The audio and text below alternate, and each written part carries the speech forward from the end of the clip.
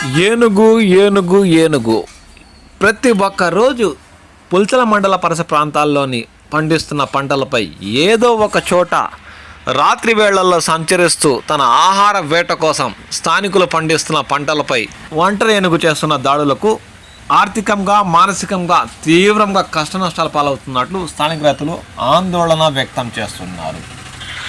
ఒంటరి ఏనుగు తన ఆహార వేట కోసమై దాడుల పరంపరలో భాగంగా మండలంలోని దేవలంపేట పంచాయతీలో శనివారం వేకువజామ వరకు స్థానికంగా పండిస్తున్న వరి, కొబ్బరి, మామిడి ఇతర పంటలపై తన దాడుల పరంపర కొనసాగించిందని స్థానిక రైతులు తీవ్రంగా వాపోతున్నారు.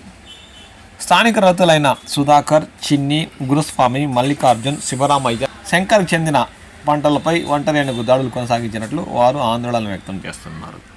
సంబంధిత శాఖ అధికారులు స్పందించి ఈ ఒంటరి ఏనుగుని దూర ప్రాంతాలకు తరమేయాలని వారు కోరుతున్నారు. అంతేకాక ఏనుగు దాడుల నష్టపోయిన రైతులకు ప్రభుత్వం తరపున ఆర్థిక పరిహారం కూడా అందేలా చూడాలని వారు ఈ సందర్భంగా కోరుతున్నారు.